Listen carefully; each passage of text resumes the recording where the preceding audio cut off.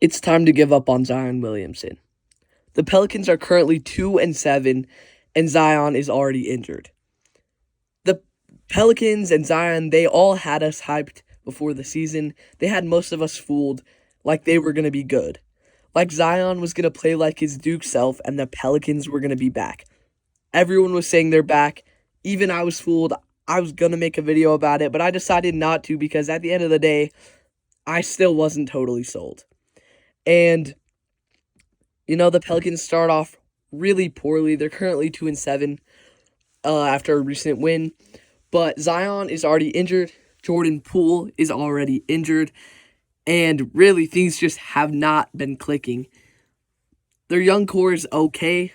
It's not amazing, but ultimately, it is time for them to trade Zion Williamson and switch eras. Zion was dominant in high school and in college, as we all know. But because of injuries and because of when he's healthy, he really has been able to dominate on the NBA court. But he gets injured every other day. And after the Pelicans trading Ingram, it was obvious that, things were changing in New Orleans. And with Zion playing poorly, honestly, he was okay, but with Zion already injured yet again for about 3 weeks, I think I read, it just doesn't seem like it's going to work. And the thing about Zion Williamson is that if he was healthy, he really would be a really, really good NBA player. He would obviously be an all-star. But for him, injuries have just taken over his career. I like to think of it very similar to John Morant, who was taking a pick after him. John Morant looked really, really good, and then the off-the-court things started to go in, and now here we are with the Grizzlies probably looking at trades. And ultimately, with the whole Pelicans-Zion situation, they're going to have to move on from Zion because you cannot just stick on a player that's extremely injury-prone and build a roster around him. It's just not going to work. So who could trade for Zion?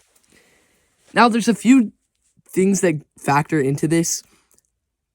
The Pelicans have some of the worst leadership in the NBA. First, they trade pretty much their unprotected pick this season for Derek Queen, who, don't get me wrong, Derek Queen has looked really, really good. But the value that was in that pick is insane. And now the Pelicans cannot tank this season because they'll be giving their pick up for no reason to the Atlanta Hawks. The team has also made some other very, very horrible decisions, and one of them is, Zion had a pretty much contract clause that stated that if he didn't play a certain amount of games, his contract wasn't guaranteed, meaning that this season he already is injured. So, with less games played, they would pretty much be able to cut him for nothing and trade his small contract for almost nothing. So, what general manager Joe Dumars did is he fully guaranteed that contract, and this is such a bad decision. He did it to show trust in Zion, but it is such a bad decision because now Zion's contract, it's not a max contract, but it's a big contract that in my opinion, I think can only be salary dumps, which pretty much makes it so he's getting traded to either the Brooklyn Nets, the Washington Wizards, maybe the Charlotte Hornets, maybe the Utah Jazz, I doubt it, and maybe the Portland Trail Blazers. The Nets are the most obvious to me. They have cap space. They have a bunch of players they could dump for nothing. They could even trade Michael Porter Jr. to give the Pelicans a good player because, like I said, there's no point in them taking this season. So maybe it's Zion for Michael Porter Jr. From the Nets' perspective, it's an okay trade. Yes, you're taking on Zion, and you're giving up Michael Porter Jr., who might have a little bit of trade value at the deadline. But if there's not a Michael Porter Jr. deal, this deal could make sense just to try to give Zion a second chance. The Wizards, the Hornets, I don't love it.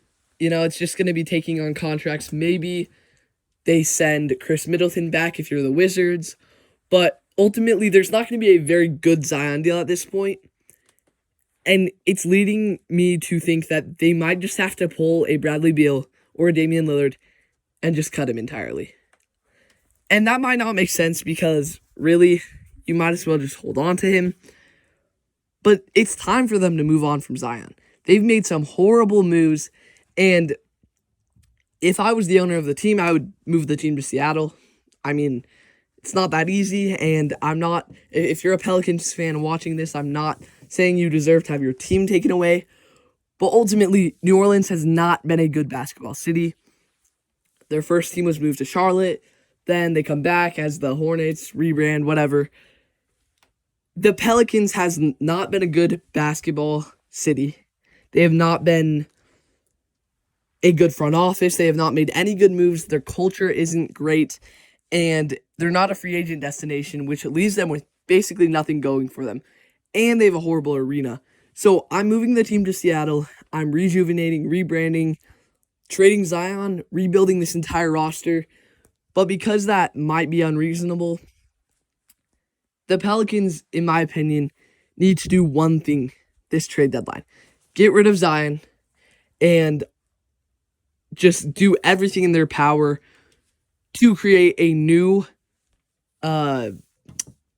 atmosphere around this team so that it is not considered a place where NBA careers die.